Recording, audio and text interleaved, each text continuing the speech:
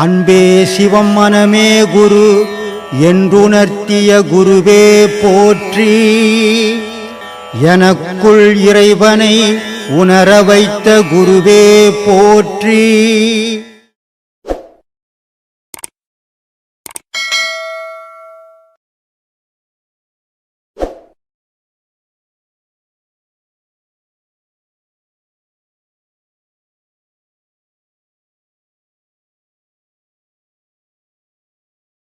எல்லா மதத்திலையும், இந்து மதத்தில் மட்டுமில்லை, எல்லா மதத்திலையும் கடவுளை பற்றி பேசுகிறாங்க.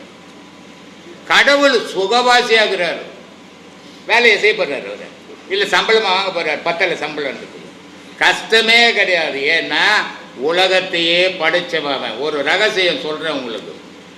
இந்த உடலில் 76,000 நாடி நரம்புகள் இருக்குது. இந்த 76,000 நாடி நரம்புல 10 நரம்புகள் ரொம்ப முக்கியமான நரம்புகள். அந்த 10 நரம்புலையும் 3 நரம்பு ரொம்ப முக்கியமானது. அந்த 3 நரம்புலையும் தலையான நரம்பு ஒன்று உண்டு. இந்த 10 நரம்பு இருக்கிறதால 10 வாயுக்கள் இருக்குது. 10 வாயுக்கள் இருக்கிறதால 10 விதமான சத்தங்கள் இருக்குது. அப்போ தச நாடி, தச வாயு, தச நாதம் இல்லையா, இப்படி 3மா இருந்து தான் இந்த உடல் ஒரு கட்டுக்கு ஏங்கி கட்டி வச்சுக்குது. ஆனால் இந்த கட்டுக்குள்ள இடைகளை பிங்கலைன்றதை எல்லாராலையும் உணர முடியும். அந்த மூச்சு வருது போகுது. சுழுமுனைன்றதை உணர முடியாது இல்லையா. நான் ஏற்கனவே கூட ஒரு வீடியோவில் சொன்னேன், பிரதோஷம் இன்னைக்கு சிவன் கோயிலெல்லாம் ரொம்ப பிரபலியமாக இருக்குது, இருந்துட்டு போட்டோம், ஜனங்களுடைய நம்பிக்கை அது. ஆனால் பிரதோஷம்ன்றது 15 நாளைக்கு ஒரு முறை வருது இல்லையா. ஆனால் பிரதோஷம் 15 நாளைக்கு ஒரு தடவை மனுஷனுக்கு வந்ததுன்னா பொச்சிட்டு காரியமே பண்ணிடுவாங்க. ஏன்னா இடைகளை பிங்கலை தான் மாட்டினுடைய கொம்பு, சுழுமுனை தான் கடவுள். இந்த 2 கொம்புக்கும் நடுவில் இறைவன் நடனம் ஆடுறான், அதான் சுழுமுனை. இதான் பிரதோஷம். இதை உணர்ந்தால் தெரியும், உணராமல் போய் அடையாள பொருளையே பார்த்தானே தெரிய போகிறதில்ல. அப்போது இந்த 3 நாடியில் முக்கிய நாடி சுழுமுனை தண்டு வடத்தில் ஓடுது. இந்த தாமரை தண்டு இவ்வளோ கனம் இருக்கும், முள்ளு முள்ளாக இருக்கும் சுற்றி. அதை எடுத்துட்டு பழுக்குன்னு உடச்சிங்கன்னா அதுலேருந்து ஒரு நூல் வரும் இல்லையா. அந்த நூல் அளவு நம்ம முதுகு தண்டு வழி உச்சியிலிருந்து மூலாதாரம் வரைக்கும் 2 புட்டத்துக்கு நடுவில் கீழே வரைக்கும் அந்த தண்டு போகுது. அந்த தண்டுனுடைய வடம் ஓப்பனாக இருந்ததுன்னா இவனுடைய மூச்சாகப்பட்டது சர்ன்னு அங்கே போகும். ஆனால் கரிய துண்ணு, மீனை துண்ணு, கண்டதை துண்ணு, கொழுப்பு போய் அந்த சந்தை அடைச்சிருச்சு. அடைச்சதால இவனுக்கு உலக விஷயம் மட்டும் தெரிஞ்சதை தவிர கடவுள் விஷயம் தெரியல. அப்போ இங்கே வந்த உடனே நம்ம என்ன சொல்லி தருவோம், இந்த அடப்பை எடுக்கிறதுக்கு வழி சொல்லி தருவோம். இப்போ நம்ம கை இருக்குது, இப்படி வச்சுக்கிறோம், ஒன்றும் இல்லை, சூடு இல்லை, சாதாரணமாக. ஆனால் 2 கையும் ஒராஞ்ச சூடு ஏறும். அது மாதிரி இந்த இடைகளை பிங்கலையினுடைய சுழுமுனையினுடைய மூச்சு ஒன்னோட ஒன்று ஒராயும் போது அந்த முதுகு தண்டில் சூடு ஏறி அந்த கொழுப்பு கரைஞ்சி வெளியே வந்துடும். இது சயின்ஸ், ஆன்மீகமும் சயின்ஸ் தான். 2க்கும் எந்த வித்தியாசமும் கிடையாது. அதனால தான் நான் ரொம்ப அழகாக சொல்லியிருப்பேன் ஒரு விஷயத்தை. சயின்ஸ் விஞ்ஞானி அவன் என்ன பண்ணுறான், ஞானி என்ன பண்ணுறான். சயின்ஸ் விஞ்ஞானி உலகத்தை படைப்பை தேடின்னுக்கிறான். இதை யார் படித்தது, எப்படி படித்தது, எப்போ படித்தது, எந்த காலத்தில் வந்ததுன்னு அதை தேடுறான். ஞானி என்ன பண்ணுறான், படைத்தவனை தேடிங்கிறான். படைத்த பொருளை விஞ்ஞானி தேடுறான். ஞானி என்ன பண்ணுறான், படைத்தவனையே தேடுறான். இந்த பிள்ளையார் கதை, முருகர் போய் உலகம் ஃபுல்லாக சுற்றிட்டு மாம்பழம் இல்லாத அந்த பழனி கோச்சின்னு போட்டார். அது மாதிரி பிள்ளையார் போய் உள்ளே சுற்றி போட்டு வரல, அந்த மாதிரி கதை ஞானி கதை. அஞ்ஞானி கதை அந்த முருகன் சுத்தின கதையாக போச்சு. அதனால் இந்த 72 நாடி நரம்புலையும் 3 நாடி முக்கிய நாடி. அந்த முக்கிய நாடியில் தலையாய நாடி ஒன்று. இந்த தச வாயுக்கள் ஏங்கலைன்னு சொன்னால் தும்புல் வராது. இந்த தச வாயுக்கள் ஏங்கலைன்னா மலம் போகாது. தசவாயுக்கள் ஏங்கலைன்னா சளி வராது. தசவாயுக்கள் ஏங்கலைன்னா இந்த ஆகாரம் ஜீரணமாகாது. இப்படி தச வாயுக்களும் தசநாதமாகவும் இருந்து நம்ம உடலை ஏற்றுது. இது ஒரு கட்டுக்குள்ளே இருக்கிற படம்.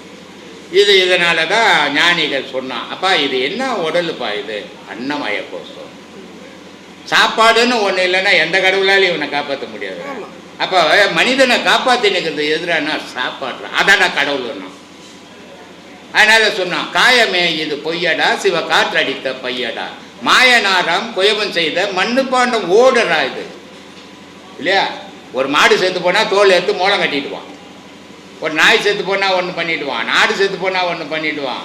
எது செத்தாலும் உபயோகமாகும், ஆனால் இவன் உடல் மட்டும் உபயோகமாகாது இல்லையா. உபயோகம் ஆகாத உடலை இவன் உலகத்திலேயே அதிசய உடலாக இவன் தான் நினைக்கிறான், அதுங்க நினைக்கிறதே கிடையாது. அதனால சொல்கிறான், காயமே இது பொய்யடா, சிவ காற்றடித்த பையடா, மாயனாரா குயவன் செய்த மண்ணு பாண்டம் ஓடடா, வெந்த சோத்தை நொந்த காய்கறி போட்டடைத்த பையடா, வெளுத்த நரம்பையும் உளுத்த சதியும் இழுத்து கட்டிய கூடடான், காயமே இது பொய்யடா. அதனால் இந்த உடல் காயம்னா பொய். நம்ம என்ன சொல்கிறோம், மெய் வாய் கண் மூக்கு செவி. அப்போ மெய்யின்னா என்ன அர்த்தம், உண்மைன்னு அர்த்தம் இல்லையா. அப்படித்தானம்மா, மெய்யன்னா உண்மை தானே. ஆனால் ஞானி என்ன சொல்கிறான், நம்ம உண்மைன்னு சொல்கிறத பொய்தாதுன்றான்.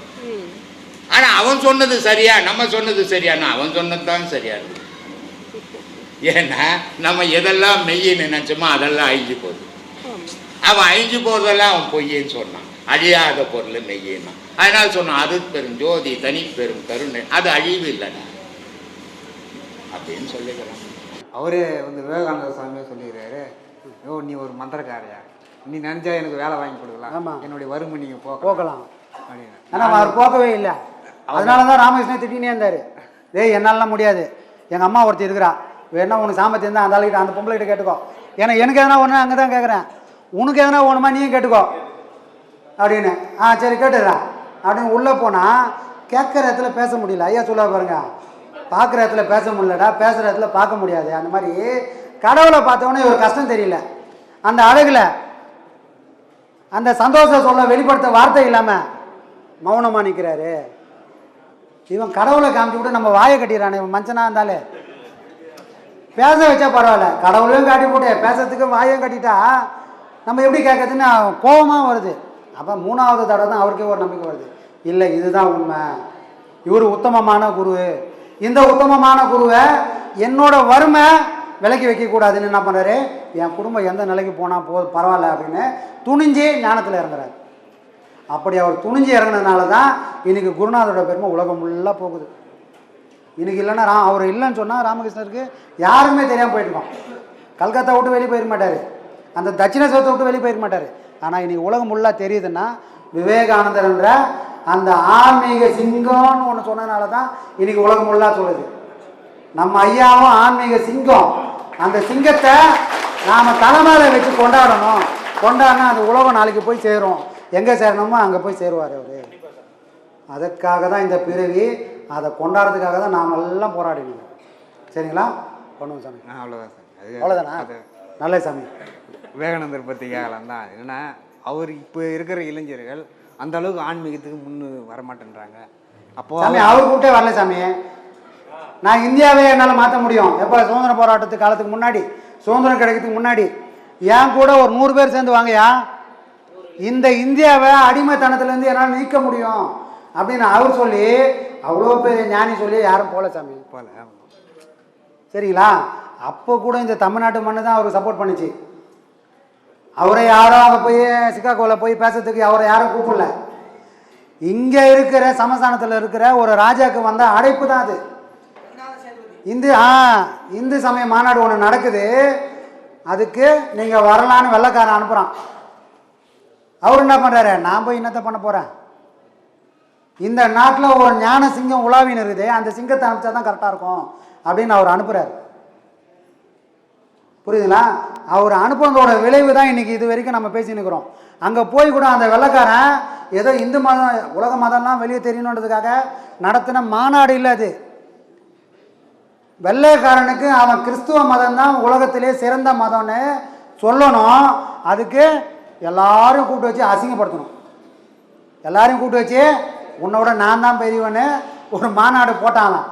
ஆனால் போனது யாரு, சோழி முடிஞ்சிச்சு.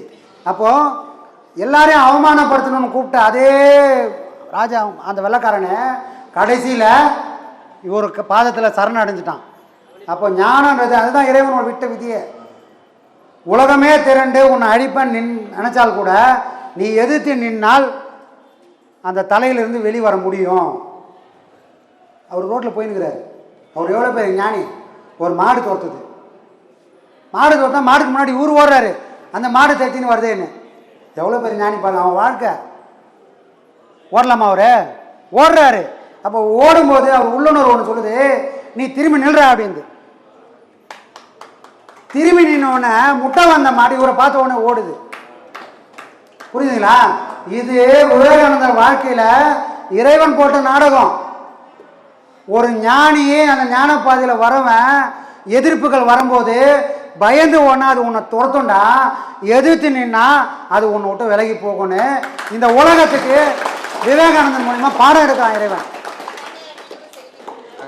ஐயா வந்து விவேகானந்தர் பற்றி கொஞ்சமாக சொன்னார், நீங்கள் கொஞ்சம் நிறைய சொல்லிட்டீங்க. ஏன்னா நீங்கள் அனுபவம் நேராக பார்த்தீங்க, அந்த விஷயத்தை எங்களுக்கு இப்போ பகிர்ந்து. கண்டிப்பாக கண்டிப்பாக சாமி. ஐயா வந்து குழந்தை இருக்குதுன்னா இந்த குழந்தை பால் குடிச்சா போதும், அதுக்குன்னு சாப்பாட்டெலாம் ஊட்டணும்னு அவசியமே இல்லை. அந்த குழந்தைய கொஞ்சம் வளர்ந்ததுன்னா இன்னும் கொஞ்சம் சாப்பாடு ஊட்டலாம். அந்த மாதிரி இந்த குழந்தை அவரு கூடவே உறவாடி பால் குடிச்சது, அப்புறம் கொஞ்சம் பசிஞ்சு ஊட்டினாங்க, கடைசியில் பிரியாணி சாப்பிட்ற அளவுக்கு வந்துச்சு. ஆனாலும் தினமும் எனக்கும் அவருக்கும் உரையாடல் இருந்துக்கினே இருக்கும். நான் சொந்தமாக கடை வச்சுருக்கிறேன். கரெக்டாக 10:30 மணிக்கு டான்னு கடையில் வந்து உட்காருவார். உட்காந்தவொடனே நான் என்ன பண்ணேன், முதல் வேலை போய் டீ வாங்கிட்டு வந்துடுவேன். டீ வாங்கிட்டு வந்து ஒரு கிளாஸில் ஊற்றிட்டு இன்னொரு கிளாஸில் நான் உக்காந்துன்னு எப்போ கேட்கலாம், எப்போ டீ குடிச்சு முடிப்பார், எப்போ இவர்கிட்ட கேட்கலாம் அப்படின்னு உட்காந்துருப்பேன். டீ குடிச்சிட்டு நான் கேட்க போகிறேன் சொல்லு அப்படின்னாரு. அப்புறம்தான் அவர்கிட்ட கேள்வியே வரும். அப்படியே அப்படியே சரளமாக போய் அறிவை எப்படி கொட்டினா எப்படி இருக்குமோ, நான் கேட்டதுன்னு ஒரே கேள்வி தான் இருக்கும். அவர் 1000 கேள்விக்கு பதில் சொல்லிருப்பார். ஏன் சொல்லணும்? புரியுதுங்களா? அப்படியெல்லாம் ஐயா கூட இது ஏதோ ஆசிரமத்துக்கு வந்ததுனால தெரிஞ்ச ஆள் இல்லை. நான் அவர் கூடவே உறவாடி அதனால தான் எப்பவுமே அவர் விலகி நின்று பார்த்தது காரணமே அதுதான். அவர் அப்பான்னு என்னால் ஏற்றுக்க முடியல. வந்தது தெய்வம், வந்த வடிவம் குரு. நான் எங்கேயாவது அப்பன்னு சொன்னால் என் மடத்தனம் ஆகிடும் அப்படின்னு எங்கேயுமே நான் அப்பான்னு உறவை கொண்டாடினதே இல்லை. எப்பவுமே தூரம் அவரை டேய்னா ஓடியாந்து நிற்பேன். இதை செய்யினா செய்வேன், செஞ்சு முடிச்சோன்னே திருப்பி அவர்கிட்ட உட்காந்துருப்பாங்க தான். இது அடிமை கூட்டம். இப்படி ஒரு அடிமை இருந்தால் மட்டும்தான் வேலைகள் நடக்கும். அவன் அடிமைன்றது அவனுக்கே தெரியணும். நாம் எல்லாரும் அடிமை நாம அவருக்கு. அவர் ஒரு தான் அரசன். சாமி நம்ம வந்து ஒரு 4-5 வருஷத்துக்கு முன்னாடி வந்திருப்போம் ஐயா கிட்ட. ஆனால் ஆரம்பத்தில் அவர்கிட்ட போனோம்னா நெருப்பு மாதிரிப்பார். குடும்ப கதையை அங்கே கேட்கக்கூடாது. இதுக்காடா நீ பஸ் ஏறி இங்கே வந்த இவ்வளோ தூரம், பஸ்ஸு காசு தரேன் கிளம்பு முதலன்னுவார். அந்த மாதிரி சொல்லுவார். ஆன்மீகம் தேடலுக்குதா, ஆன்மீகத்தை பற்றி தெரிஞ்சுக்கணுமா, என்கிட்ட கேளு, நான் உனக்கு பதில் சொல்கிறேன். உன் வீட்டில் கஷ்டம், என் பொண்டாட்டி உதைக்கிறா, என் பிள்ளை சரியில்லைன்னு இங்கே வந்து கேட்டேன்னா இதுக்கெல்லாம் பதில் சொல்கிறதுக்கு நான் இங்கே வரல, அது என் வேலையும் இல்லைன்னு அப்படி சொல்லுவார். இந்த கொரோனாக்கு அப்புறம் தான் அவர் வேறு மாதிரி பேசுறது காரணமே இதுக்காக தான். மனுஷனுக்கு 1000 சொன்னாலும் அவன் கஷ்டத்துலேருந்து வெளியே வரவே முடியல. அதுக்கேற்ற மாதிரி இப்போ காலமும் இன்னும் ஏற்கனவே கஷ்டத்தில் இருக்கிறவங்கள இன்னும் கஷ்டப்படுத்துது. அப்போது இவங்களை பேச வச்சாதான் அந்த கஷ்டத்தை ஐயா கிட்ட வந்து சொல்லிட்டோன்ற ஒரு நிம்மதி கிடைச்சதுன்னா, ஒரு பாரத்தை எங்கேயோ ஒரு இடத்துல இறக்கி வச்சிட்டோம்னா அவன் நிம்மதியாவது போட்டோம் அப்படின்னா அவங்க கதையெல்லாம் கேட்க ஆரம்பித்தார். ஃபஸ்ட்டெல்லாம் கதையெல்லாம் காது மேலே அடிப்பார். அது உண்மைதான். ஃபஸ்ட்டெல்லாம் அவ்வளோ இருப்பார். வந்துட்டார் இவர், இதுக்குன்னு இப்போ வேட்டி சட்டெல்லாம் கட்டின்னு வந்துட்டேன், நீ இது மாதிரி எவ்வளோ தூரம் பொறுக்கி நின்றுவார், பொறுக்கி நின்று தான் கேட்பார். இதே தான் வேலையை அவனுக்கு. கையில் ஒரு பேப்பர் எடுத்துக்கினேன் எங்கே இழிச்ச வாயம் கிடைப்பான்னு அங்கங்கே போய் நிற்ப பொழுது, இங்கே வந்துட்டு அந்த மாதிரி இது அதுக்கான இடம்ல கிளம்பு முதல்ல அப்படின்னுவார். அந்த மாதிரி இருந்தவர் தான் நிலையை இறங்கி கீழே வந்தார். புரியுதுங்களா? அந்த நிலையை இறங்குனாலே ஒரு சிலருக்கு புரியல. அது வேற வார்த்தைக்கு வார்த்தை. நான் ஒரு சராசரி மனுஷன் தான் சமாதியில் தன்னோட ஆன்மாவை தக்க வைக்கிறதுக்கு வழி தெரியும்னு சொல்லுவாரா? அவரோட வாய்மொழியாவே அதை சொல்றாரு. இது அது கூட போய் எப்படி சொல்றாரு, இது ஒன்று தான் எனக்கு தெரியும், அது ஒன்று தான் இந்த உலகத்துக்கு யாருக்கும் தெரியாது. புரியுதுங்களா? அந்த ஒன்று தான் தெரியும்ன்றது காரணமே அதுதான். இன்னைக்கு எவ்வளோ பேர் உபதேசம் கொடுக்கலாம் சாமி, இங்கே கொடுக்குற உபதேசம் யாராலையும் கொடுக்கவே முடியாது. யாரும் கிடையாது. ஆதாரம் பாடம் எடுத்துப்போம், அப்படியே மனப்பாடம் பண்ணி ஒப்பிப்பாங்க. மூலாதாரம், சுவாதிஷ்டானம், மணிபூரகம், அநாகதம், விசுத்தி, ஆக்னை, சகசாரம். கரெக்டாக சொல்கிற. ஆனால் நம்ம ஆதார பாடம் கொடுத்து அந்த இடம் எங்கேயுமே டச் ஆகலை. ஏன் அவருக்கு தெரியாது அந்த ஆதாரம்லாம்? அவர் நான் படிச்சிருக்க மாட்டாரா? இல்லை அவருக்கு தெரியாத விஷயமா? புரியுதுங்களா? அது அப்போ அனுபவபூர்வமா உலகமே ஒரு வழியில் போகுது. அவனுக்கு எவனோ சொல்லிட்டான், அவன் பண்ணின்னுக்கிறான்.